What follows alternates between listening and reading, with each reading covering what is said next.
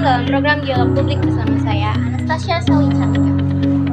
Pagi ini kita akan mengupas tema menarik sekaligus sensitif, yaitu DPR korupsi dari skandal ke inovasi anti suap.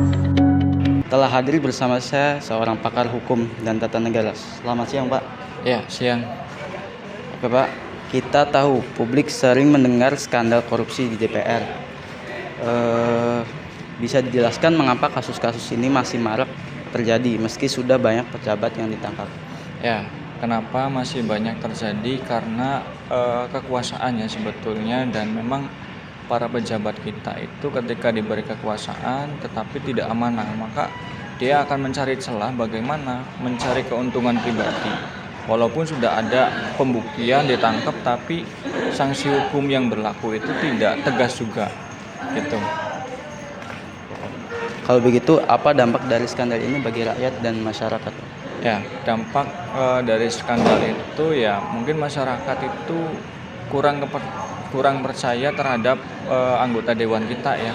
Jadi walaupun mereka dipilih oleh rakyat, kemudian bekerja untuk rakyat, tapi pada kenyataannya memang di sana banyak orang-orang yang korupsi dan haus jabatan sehingga rakyat kecewa terhadap kinerja mereka. Itu. Oke, Pak. Benar sekali, Pak. Nah, judul kita malam ini juga menyinggung soal anti suap. Bisa Bapak jelaskan seperti apa langkah atau terobosan baru yang bisa dilakukan agar DPR bisa lebih bersih? Ya, sebetulnya gini, strategi yang harus dilakukan yaitu penegakan hukumnya. Pertama dulu itu. Nah, maka ketika penegakan hukum itu sudah dilaksanakan, misalkan salah satu ambil contoh saja, misalkan hukuman mati.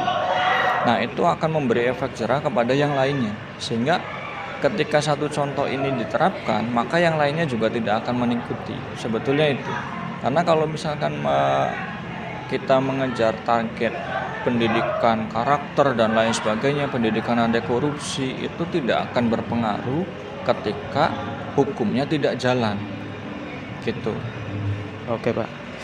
Luar biasa, Pak. Jadi dari skandal kita bisa belajar dan menciptakan inovasi anti suap. Sebagai penutup, Pak, apa pesan Bapak untuk DPR dan juga masyarakat?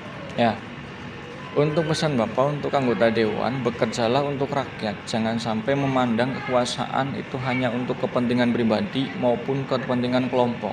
Nah, kemudian rakyat percaya kepada anggota dewan karena apa? Karena mereka wakil rakyat sebagai pondasi pemerintahan, yaitu kalau rakyat percaya kepada mereka, insya Allah ke depan juga tidak akan terjadi kasus-kasus yang serupa.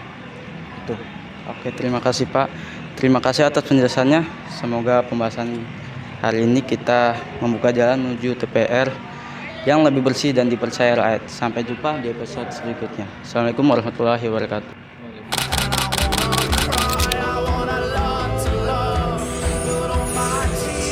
Seperti apa kemudian tanggapan juga dari pegiat anti korupsi soal ujung aliran dana Syahrul Yassin Limpo ini, termasuk dugaan adanya dana dalam kasus pemerasan pimpinan KPK? Dalami hasil penggeledahan yang dilakukan di Kementerian Sosial untuk kasus korupsi bansos.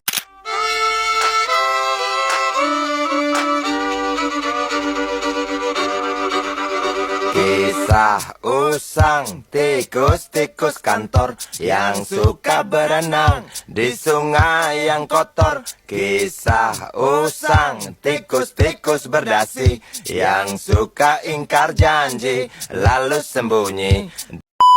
Terima kasih banyak atas penjelasannya. Semoga diskusi ini menjadi pengingat bagi kita semua bahwa dari setiap skandal harus lahir inovasi untuk perubahan yang lebih baik. Sampai jumpa dalam perbincangan